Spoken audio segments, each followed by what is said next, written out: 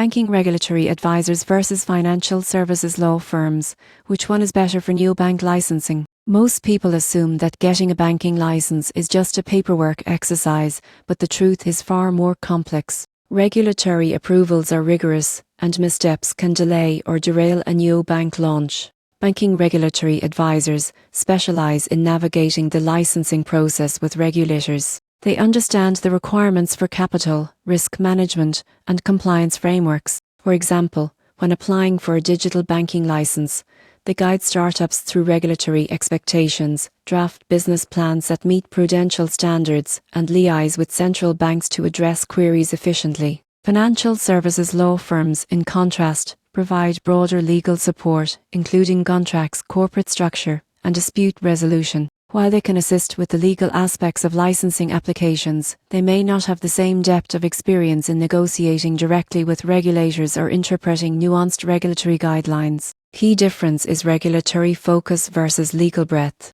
Advisors bring specialized, hands-on experience with licensing authorities, while law firms provide a wider legal safety net. Many successful neobanks use a hybrid approach. Regulatory advisors drive the application process, and law firms handle corporate governance, contracts, and ongoing compliance. Takeaway is clear: for fast, successful neobank licensing, regulatory advisors are indispensable, while law firms complement by safeguarding legal interests. The surprising truth is that skipping specialized regulatory guidance can cost months in delays and potentially jeopardize the entire licensing process.